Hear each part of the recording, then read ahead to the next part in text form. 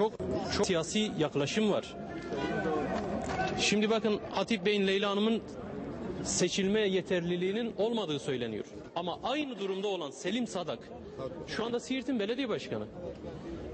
Ki bu insanlar aynı davadan yargılandılar. Aynı cezayı aldılar. Aynı yasağa tabidiler. Fakat Selim Sadak 2009'da Siirt belediye başkanı seçildi. Seçimi önünde bir engel yoktu. Milletvekili seçimi, belediye başkanı seçimi aşağı yukarı aynı kriterlere tabidir. Bununla birlikte işte Gülten Hanım, Sabahat Hanım halen milletvekili.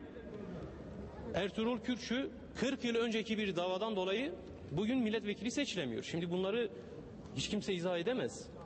Bütün bunları YSK'nın tekrar gözden geçirmesi lazım. Arkadaşlarımız bugün il seçim kurullarına tekrar dilekçe verecekler ve YSK bütün bunları gözden geçirsin istiyoruz. Gerekçeyi açıkladı. Evet. YSK tek cümleyle memnu hakların iade edildiğine dair yazı bize iletilmedi.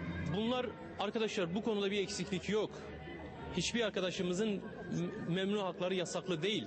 Başvuran arkadaşlarımızın hiçbirinin memnu hakları yasaklı değil.